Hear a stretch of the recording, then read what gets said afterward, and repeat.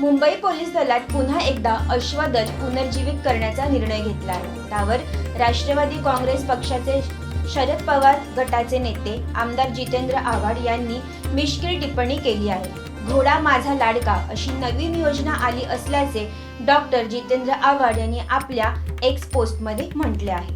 British काळात Mumbai police दलात अश्वदल कार्यरत होते। काळानुसार हे दल बंद करण्यात आले होते, मात्र आता हे पथक पुन्हा सुरू करण्याचा निर्णय घेण्यात आला आहे। त्यावर डॉक्टर जितेंद्र आव्हाड यांनी विनोदी शैलीत भाष्य केले आहे। आज बातमी आली आहे की मुंबई पोलीस दलातील अश्वदलाची पुनर्निर्मिती करणार।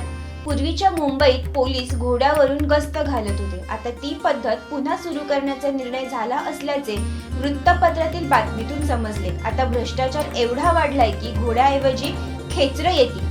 जिथे माणसांना चालायला जागा नाही तिथे घोडे कुठे नेणार आहेत? निर्णय घेता येतो म्हणून असा निर्णय घ्यायचा ही नवीन योजना आहे। माझा लाडका घोडा आणि हो हे घोडे जेव्हा मुंबईत फिरतील तेव्हा त्यांच्या मागे कुत्रे लागतील ते वेगळेच, अशी x post doctor Jitendra Awhad यांनी करून सरकारच्या निर्णयाची खिल्ली उडवली आहे। सागर डिजिटलच्या YouTube चॅनेलला लाईक करा, शेअर करा, सबस्क्राईब करा आणि अशाच ताज्या घडामोडी नियमित पाहण्यासाठी बेल आयकॉनला प्रेस करा।